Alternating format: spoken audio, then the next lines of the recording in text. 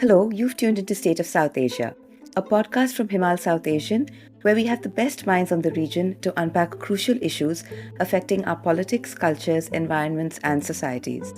I'm your host, Nantara Narayanan. Himal turns 38 this month. In May 1987, Himal put out its very first issue.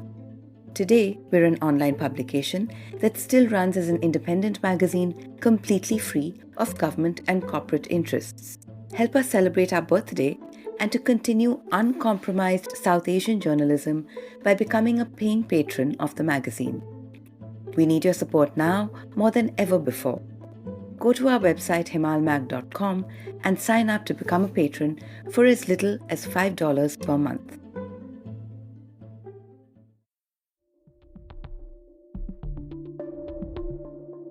On this episode, we talk about Kashmir. We're recording this on the 8th of May, a day after India launched missiles into Pakistan and said that it had hit 9 terrorist sites. India's action was in response to a militant attack in Pahalgam, a hill station in Kashmir, where on the 22nd of April, gunmen killed 26 civilians, most of them tourists from other parts of the country. The Indian government has held that Pakistan indirectly supported the attack, an allegation that Pakistan has strongly denied. Tensions between the two nuclear-armed countries are at their highest in 20 years. Kashmir has been at the heart of the conflict between India and Pakistan in the 7 decades since the two countries were partitioned, and Kashmiris have been caught between these two antagonists. I am joined today by Anuradha Bhasin, the managing editor of the Kashmir Times and author of A Dismantled State, The Untold Story of Kashmir After Article 370. Anuradha has earlier written for Himal about how New Delhi has only viewed Kashmir through the prism of security, without respecting the will or welfare of Kashmiris. Today we will talk about how that attitude of the Indian state has left the region and its people. Anuradha, thank you so much for being here today. Thank you for having me. I want to begin this discussion with the time before the Pahalgam attack. So earlier this year, before the 22nd of April, what was the feeling in Kashmir and among Kashmiris about how they have been perceived and treated by the Indian government and by people from the rest of India? Kashmiris have always been treated very differently. And that's also true of any peripheral area in India, and especially where there is a conflict. Jammu and Kashmir is the only Muslim majority state in India. And while they have been perceived as different, it's also because of the conflict, and particularly after the rise of the Hindu right wing, which has always treated Muslims with suspicion. So the Kashmiris, which are, and especially in Kashmir Valley, the Muslims are an overwhelming majority, well over 96% of the people. And they feel that they are looked upon with suspicion. Then in 2019, when the autonomy of Kashmir was eroded, ever since it's been more exacerbated because the Hindu right wing in the last 7 decades had been talking about resolving Kashmir by changing the demography of Kashmir. And so they feel threatened, and they also feel alienated from the Indian mainland. And this has changed a lot since 2019, since Article 370 of the Indian Constitution, which granted autonomy to the state of Jammu and Kashmir when it was a state, was revoked. But we'll come to that in just a bit. I want to talk about when the Pahalgam attack happened. Many survivors described how they had been rescued and helped by the locals. Immediately when the attack happened and in the days following, Kashmiris very vociferously condemned the killings. And yet, many people across India held all Kashmiris accountable for somehow supporting the perpetrators of this attack. They were all targets of all sorts of vitriol online, and even worse than that, physical attacks on Kashmiri students and vendors were reported from many parts of India. Why are Indians who desperately want to claim Kashmir as a part of India so ready to condemn Kashmiris, to blame them, and to disavow them? That's because, for years, the image of Kashmir and Kashmiris has been constructed differently. Like Kashmir is ours, but, Kashmiris are somebody who are constantly vilified on media, through media representations, and particularly so in the last 15 years. It has happened much more. On a daily basis, there is an attempt to vilify Kashmiris, see them as others, see them as some suspicious creatures, and while claiming Kashmir, calling Kashmir, the most integral part of India, but disowning its people as, just peripheries or as villains. And that has a lot to do with how the Indian masses responded in the aftermath of the Pahalgam attack, which was a heinous attack, very gruesome killings we saw there, especially with, men being singled out for their identity and shot dead brutally. So after that, it has been even more. And even though, yes, there were a few incidents where, the Kashmiri, even as they felt at that time, nobody really knew what the nature of the attack was. When the attack happens, it just happens in moments. And everybody was trying to save their skins.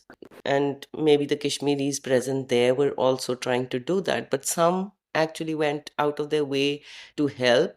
And they were also the Kashmiris who were living around, or the pony operators and the people who were present near the area. They were the first ones to come and try to help the survivors to a safer place. But having said that, even if they hadn't done that, it is unfair to blame them. The perpetrators were about 5, 6, or maybe 10 in number, whoever, how many ever there were. That's not all of Kashmir. All of Kashmir is very different, diverse. Right. And also, then what happens in the aftermath of that attack, right? There's very swift collective punishment of people who the state authorities suspect to be linked to the militants. So, what happens then? After the attack, like Kashmiris always have to bear the burden of being vilified and being looked at with suspicion. So after the attack, while people came out in huge numbers, and even as Kashmiris have never condoned civilian killings in the last 35 years. And Kashmiris have also been, Kashmiri Muslims, have been the major victims of, the gun from both sides, the militants as well as security forces. And there have been several incidents in the past. There have been a few incidents where there were selective killings. Kashmiri Muslims have never condoned it. They have condemned it. But this was the first time that there was an outpouring of that grief and that condemnation out in the streets in such a huge number. And that was unprecedented in some ways. But they ultimately, while that part was mostly invisibilized in the Indian imagination, the Indian state crackdown on the Kashmiris in the aftermath of Pahalgam has been disproportionate. Disproportionate, I say, because there have been about 2,800 people arrested at least, maybe more, raids, cordons, all of this is going on. And detentions are happening. Other than that, 9 houses were demolished merely on suspicion. And that's not legal because the Supreme Court has laid down that, these random demolitions are illegal. Nowhere in the Indian constitutions this is sanctified. Despite that, so of some 9 named militants, whether or not they were involved in the incident, the houses were demolished. Now, the houses are spaces where they don't just belong to, one person who's made a mistake. They belong to an entire family. And they cannot be blamed for the acts of one individual. So they lost their houses, and the blasting for, while blasting these houses, they were blasted, not demolished by bulldozers. While blasting them, it was done in a way that the entire neighborhood was impacted. So several other people have lost their homes partially or fully. So, again, the people here are really being dragged into the conflict that they want no part of. I want to go back a little further. About a month before the Pahalgam attack, India's Home Minister Amit Shah had said that the incidents of terror and the related casualties in Jammu and Kashmir had come down because of the government's policy of suspending, and I say this in quotes, relatives and sympathizers of terrorism from getting government jobs and banning supporters of terrorism from getting passports, government jobs, and contracts. Now, these are all very loosely defined. When you say sympathizers of terrorism or supporters of terrorism, it's very loosely defined. Has this really happened on the ground in Kashmir? It has happened on the ground. People have lost, I think, about 80 people have been terminated in the last 4 years. And these are arbitrary terminations. There is a legal provision, but that legal provision is rarely used. So the sweeping scale of, arbitrary terminations without an explanation, without, much recourse for legal remedy for these people who have been terminated, merely on suspicion. Sometimes for something they wrote or said maybe 10, 20 years ago, and sometimes for nothing at all. And that has happened. There has been massive suppression of the Kashmiri masses in the last 5, 6 years at various levels. Constant the raids and cordons, and these are routine.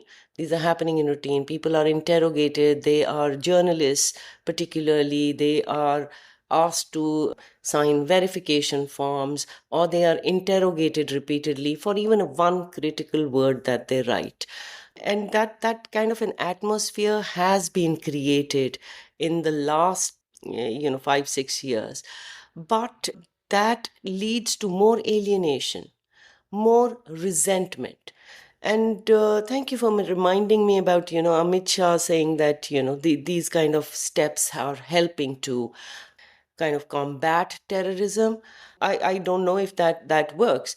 I think that theory kind of has been deflated by the Pahalgam attacks.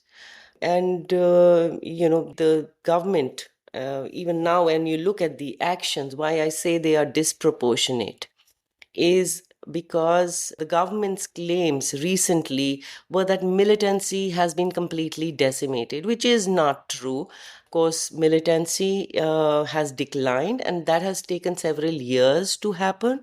And it's kind of static. It's been static for the last 7, 8 years. And the number of militants operating in Jammu and Kashmir, or the numbers haven't really gone up or gone down drastically. They're kind of about the same, a little bit up and down here or there. And the number of incidents as well. So last year we saw several attacks happening in Rajouri Punch, in Jammu, even in Kashmir.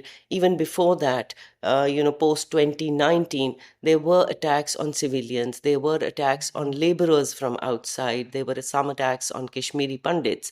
These incidents are not taken into account while kind of jumping to conclusion that militancy has been decimated. At the government's recent figures were that there are just about 70 odd militants now operating in the region, and out of these there are less than 10 who are local militants. So if there are less than 10 local militants, and you look at the scale of counterinsurgency operations post Pahalgam, it doesn't match.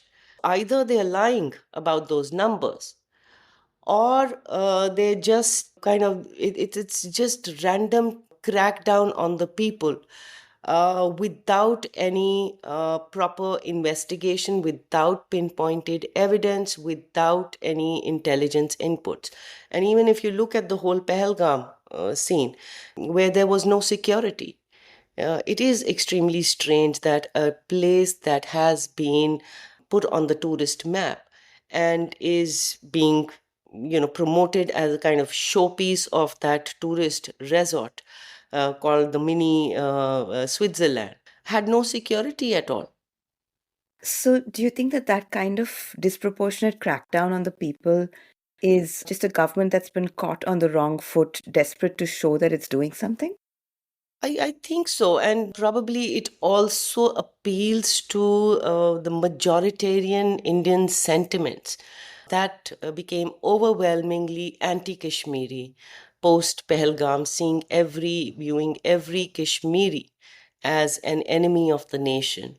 The way students, Kashmiri students in rest of India have been targeted, or shawl vendors. And that sometimes also extends to Indian Muslims because, you know, they are seen as part of the same community. So now India has conducted these strikes on Pakistan soil. Pakistan has retaliated with shelling across the line of control. And civilians have been reported killed and injured in Poonch, a district that's vulnerable whenever there's an escalation between the two countries. And it seems that this time it's been much worse. The people there have been calling the shelling unprecedented, that they were not given any warning to evacuate, and that crisis is ongoing. Tell us a little bit about that, the people in Uri and the people in Poonch who are right on that line of control, who are always in that vulnerable position and who want no part, who don't want a war here. Modern warfare has kind of changed.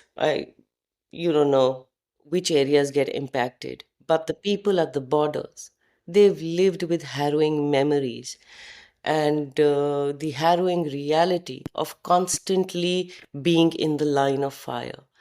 And it's not just in India and Pakistan have fought three wars. So it doesn't just happen during wars. Hostilities are a routine in at the borders, unless you have a ceasefire in place as we had in 2003, and it lasted for about 10 years, and then again in 2021. So between 2021 and 2025, I think that these years, or during the peace process years in 2003, that decade, I think those were the only times when people of these border areas saw some semblance of normalcy in their lives. They've constantly lived with a daily reality of being cut off from even mainland Kashmir, or all of Jammu and Kashmir, and of facing shelling, of their homes being destroyed, of casualties, of being victims of landmines, because these, especially the areas along the line of control, both on the Indian side and the Pakistani side, these are heavily mined areas. And, people do transgress into areas where there are mines unknowingly, and sometimes the landmines shift. So there is a higher, uh, you know, proportion of people who have lost their limbs because of the landmine. And this is a daily reality. Now, with any kind of hostility escalating, any kind of confrontation escalating between India and Pakistan, they are the ones who not just bear the brunt, but they're constantly living in fear. And ever since this escalation has happened, people are talking about, the government is not really doing anything about the safety. Like earlier, there used to be measures like providing them bunkers where they could, move safely. And these are hilly areas, so people don't live in clusters. So one house may be a kilometer away from the other. So if you're going to provide a few bunkers, even if at all, that's not going to be sufficient when people can't run long distances in times of a crisis. So there is a lot of fear and there is a lot of panic. And you're right, Poonch is one of the most vulnerable places because of its topography, completely surrounded by, it's a valley, completely surrounded by hills on the Pakistan side. And they bear the worst brunt. And it seems that this is, this kind of devastation that they witnessed recently is unprecedented. May have happened during the wars, but not in recent memory. And nobody's talking about it. That's shocking. In December last year, Himal contributor Safina Nabi wrote about how the decades-long conflict between India and Pakistan has forced children in Indian-administered Kashmir into conditions of chronic stress, anxiety, malnutrition, and post-traumatic stress. You can read that story and much more from Kashmir, from either side of the line of control, on our website himalmag.com. Himal has covered the politics and the people of Kashmir, India, and Pakistan for more than 35 years. We value news over noise, and so we bring you cross-border stories that you won't find anywhere else. It takes a lot to do this kind of in-depth independent journalism, and we rely on listeners like you. You can support the magazine by becoming a paying patron. Click on the link in the episode notes, or go to our website himalmag.com and click Support Himal. You can also sign up to our newsletters and keep up with our latest stories, events, and more. Now back to our conversation with Anuradha Bhasin. Anuradha, you have earlier written about how this historical territorial dispute over Kashmir has left the people there with a sense of betrayal by the Indian state, which has only seen it through this perspective of security, resulting in an ultra-nationalist gaze on the region. Yet there have been times when people have been hopeful that there would be some kind of resolution to the dispute. That hope faded quickly after Narendra Modi and his BJP came to national power in India in 2014. It changed even more in 2019. Tell us how that happened. I think there have been hopes throughout. If you look at the history of Kashmir, the last 70 years, there have been periods when the hopes go up and, they come crashing down. And it's not just the BJP. I think the Indian state, even before Modi or even before BJP, has seen Kashmir differently, has viewed Kashmir from a security prison where the people become invisible. And there is a mistrust, there is a mutual mistrust between New Delhi and the people of Kashmir, and that has never been addressed. Now, it's wishful to expect a completely right-wing government that thrives on the politics of Muslim hate, that they would try and resolve something. But in 2014, actually, when Modi came to power, there were some people who were hoping that things may change, because there's also an understanding that only a BJP government has the kind of mandate and has the kind of ability to carry through any kind of a resolution with Pakistan that happened during Vajpayee's time. And so there were people who were kind of comparing that, but there were apprehensions also at the same time, because Modi was not Vajpayee. Unlike Vajpayee, who had a clean image and had been part of the, government previously, the Janata Party government, and was a seasoned politician, Modi came with a baggage of Gujarat. And so he was seen, so while there was a bit of hope and there was a bit of skepticism, but that soon died down because of the way the Modi government was progressing with its anti-Muslim policies across India. And so Kashmiris see, these are Indian Muslims who feel extremely patriotic, who have nothing against the Indian state. If they are viewed with suspicion, Kashmiris who feel that they have different aspirations, they felt even more and more worried about their fate. And so 2019, of course, everything changed, because they've lived with these insecurities in their mind that, if the demography of Kashmir is changed, though those fears have always been at the back of their mind, even, in the last 70 years. And now these fears became real, because once the special status has gone, the old laws have all been removed, and people from outside Jammu and Kashmir can settle in. So that anxieties changed even more. There were other developments as well, right? So in 2016, the separatist leader Burhan Wani is killed.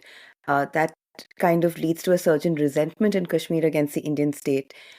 In both 2016 and 2019, there are militant attacks in Uri and in Pulwama in Kashmir. All of this escalated tensions in Kashmir between Kashmir and the rest of the Indian state.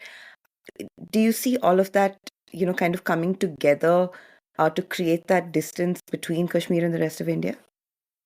These incidents, Burhan Wani's killing and everything that happened after that, I think it needs to be placed in a context and see a more historic route to that. I mean, of course, you can't, in a podcast, I won't bring 70 years of history, but look at the more recent past, post insurgency. There have been varied aspirations in Kashmir, and the anti-India sentiment had been very strong. But people were also getting fed up of insurgency because they were caught between the two guns, and they had been its biggest victims, and they had paid a price.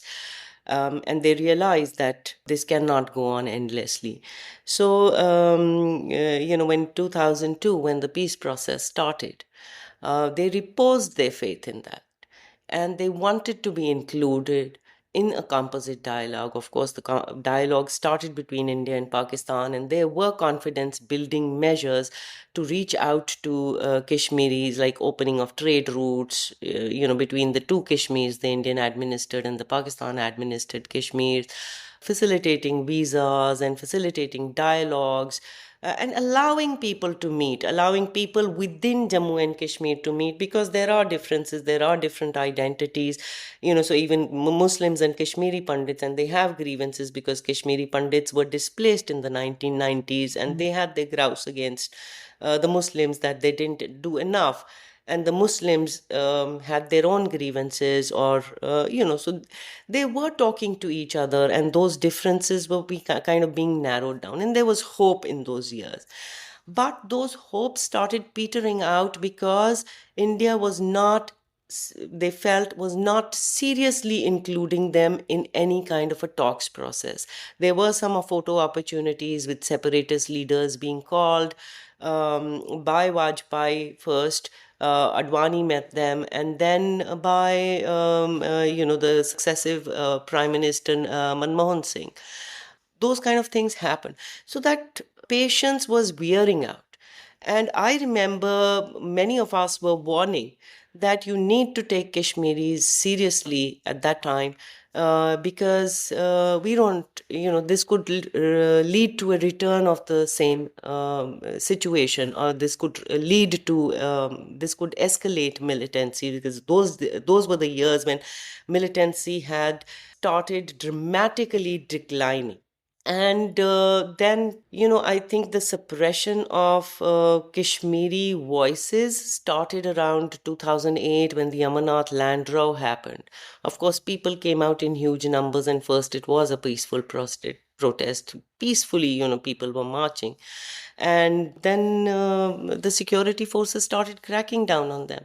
And that's when it started turning more and more violent, the stone pelting protests, and clashes happened, and that continued year after year over some pretext or the other, sometimes over custodial killings, sometimes over something else. Afzal Guru hanging in 2013. And that's a time around between 2010 and 2000, 15, 16.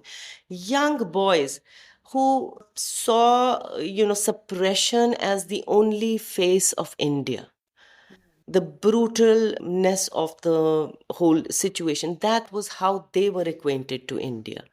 Being randomly being suppressed, being beaten up, being looked at with suspicion, being raided, being detained. Young boys, 9 or 10 year olds, when you pick them up and you detain them even for a few days, it's very easy when they are let off for them to be pushed into radicalization. So there was a new generation of youngsters being inspired to pick up the gun, and these were homegrown militants, because Pakistan at that time did not want to have anything to do with Kashmiri insurgency. Not much. Of course, they did have some hold, but they were not promoting it. So this was all homegrown. And also because, Kashmiris, the new generation, did not trust Pakistan as much as, it happened in the 90s. People crossed over the borders and came back. This was a new generation. And so these killings and the scale up has to be seen in that context. There was, and because youth in the street protests, in successive years, hundreds of boys were killed. Pellet guns were used, which have blinded people or maimed them for life. So and these kind of violations, these kind of incidents, also created widespread alienation across the society. Even as few people went out on streets, the people were more and more inclined to the young boys who were picking up the gun, and had started seeing them as their savior. So the killing of Burhan Wani definitely led to that alienation, because Burhan Wani, whereas he was seen as a militant by the Indian state, he was being seen as a hero at the local level.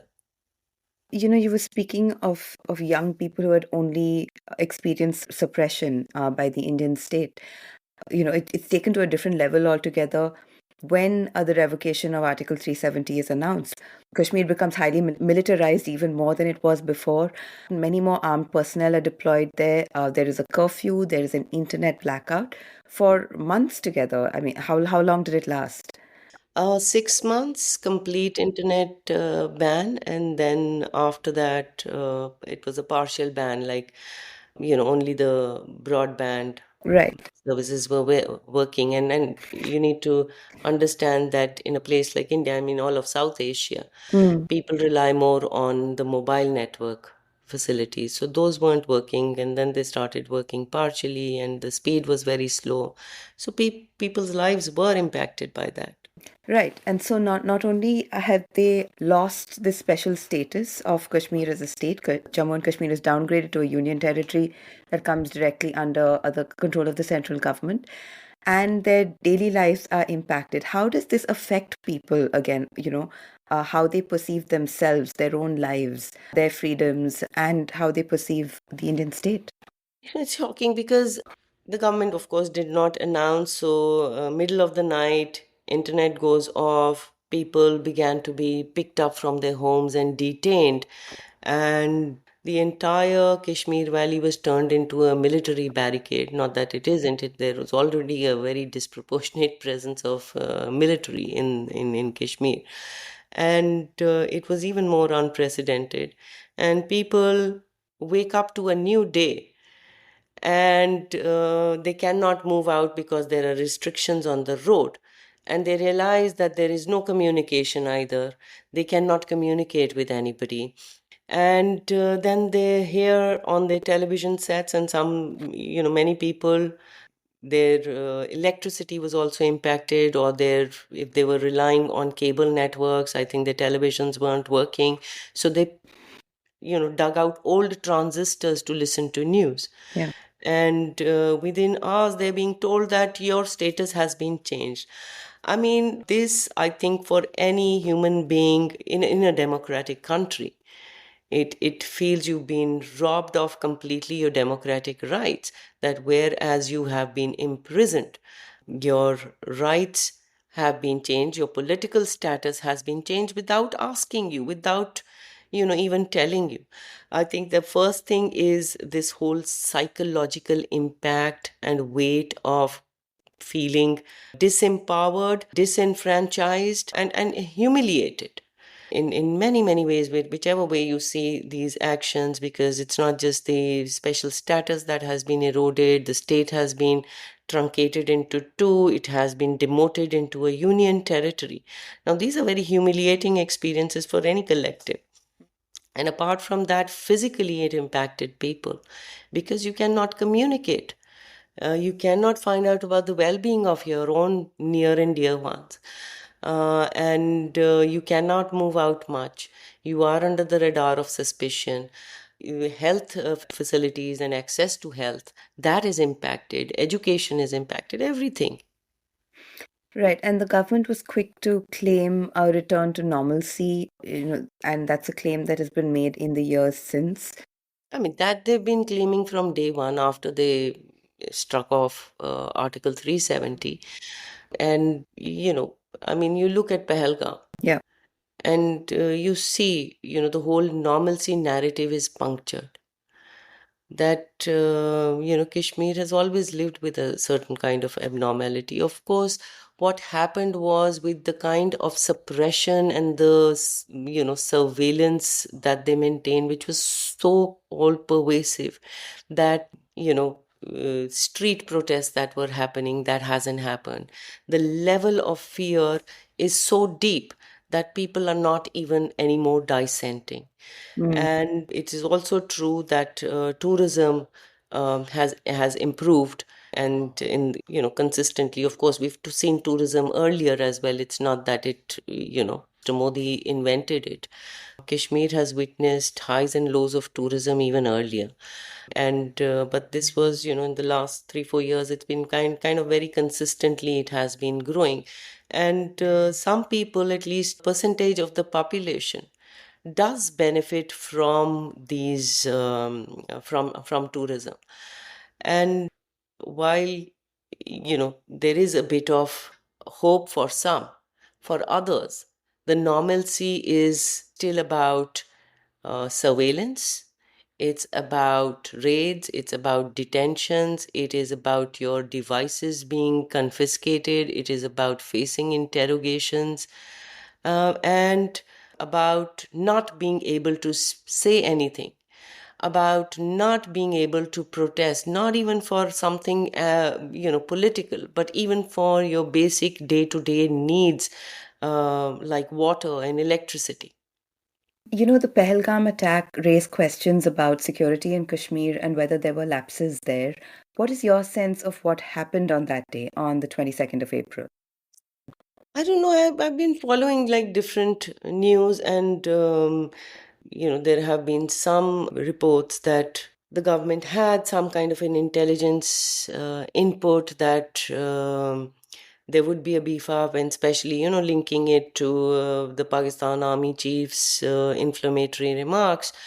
That after that, there were intelligence inputs that there would be some strike, and then somebody saying, okay, there would be a strike on tourists. So it's very strange. Then there is another report that 2 weeks before the incident happened, the CRPF troops were removed from that area.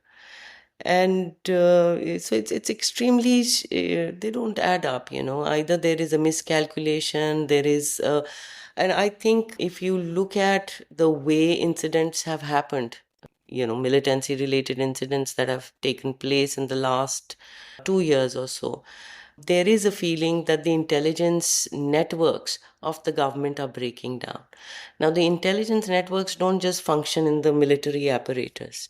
There has to be a certain feedback from the civil society at various levels. There are people who are co-opted, but there are also, whatever the conversations they hear, they have completely decimated civil society. So you don't know, these are voices that come out in the public, and they bring out, they amplify kind of the sentiments or the voices of the larger public, the, civil society players. And those are missing.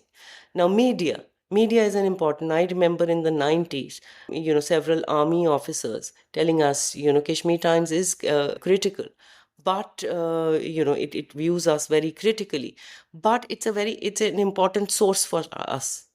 Right. Because journalists have their ears to the ground, so they're giving the military some kind of an intelligence input, which the military can further build up and do their own groundwork. So that information does not exist in the public space.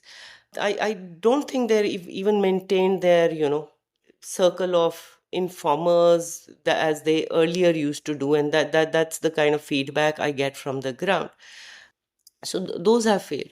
Then is there a link between the intelligence input and the security arrangements being made? I don't know. 2 days, less than a week before the incident, the Home Minister Amit Shah visited Kashmir and reviewed security. So what kind of an arrangement was that? It is really surprising.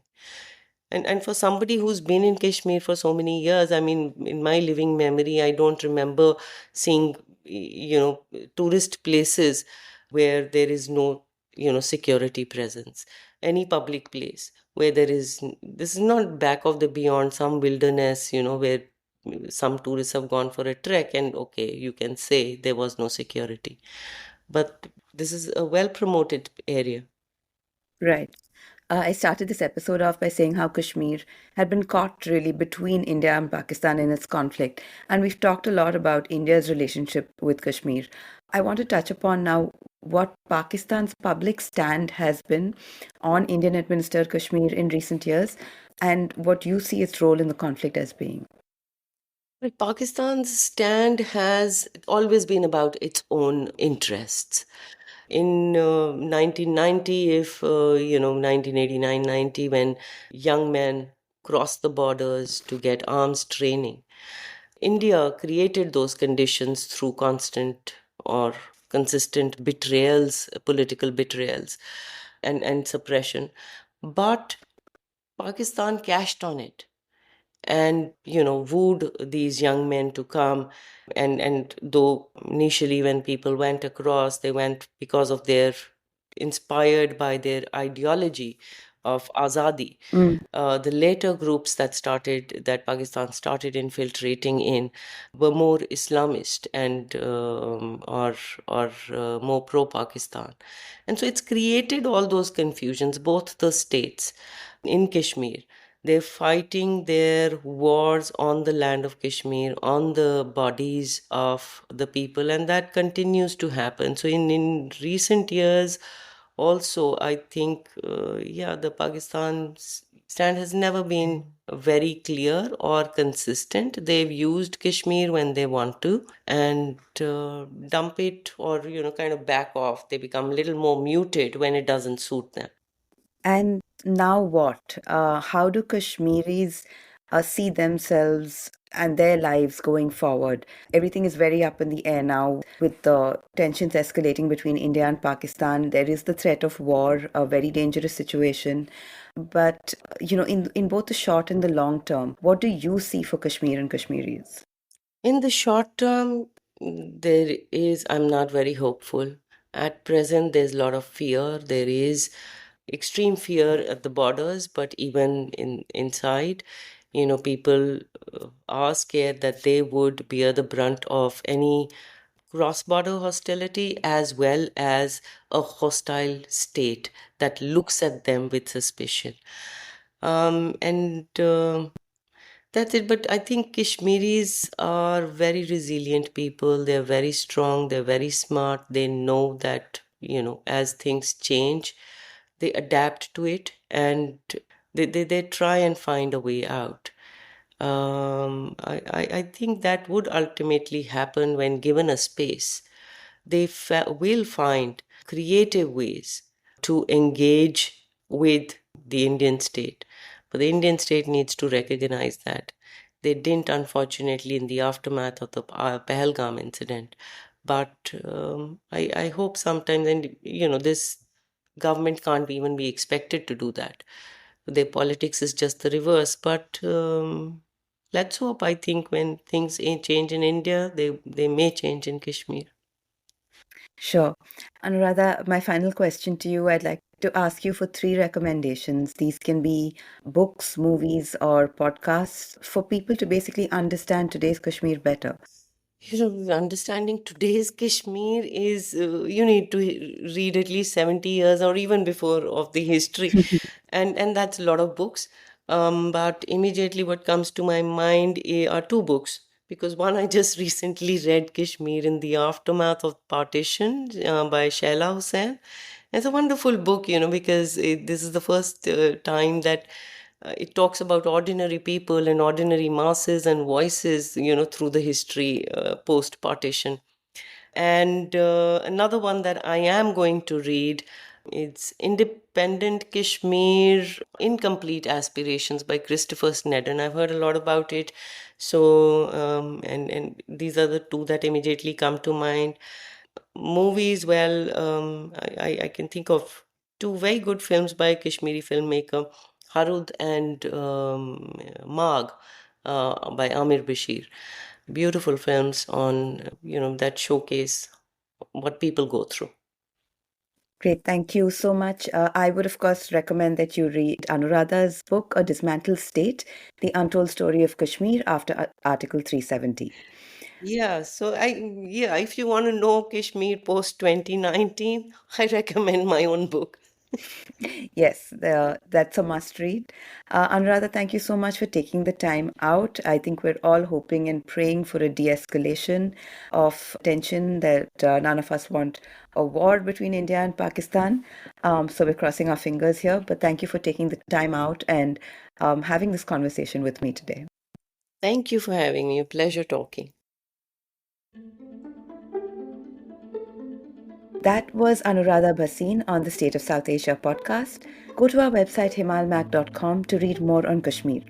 Anuradha wrote a piece for us last year in May 2024 about how Modi has forcibly integrated Kashmir with India but erased Kashmiris. Do read that piece. You can also read Aqib Javed on how India's BJP government gamed the Jammu and Kashmir election in October 2024 and still lost. You'll find links to those stories and many more in the episode notes. Don't forget to tune in to the South Asia Review of Books podcast next week. Himal's Shweta Srikantan will be speaking to Thomas Bell about his new book, Human Nature, that describes 4 walks through the Himalaya, each in a different season, to explore the interplay between the land and its people. Follow the Himal South Asian podcast channel on your podcast app to find all our latest episodes, and you can share, rate, and review them. You can also sign up to our newsletters to keep up with Himal's work. This episode was edited by Ritika Chauhan. We'll be back soon with another in-depth conversation on the next episode of State of South Asia with me, Nayantara Narayanan. Thank you for listening, and see you then.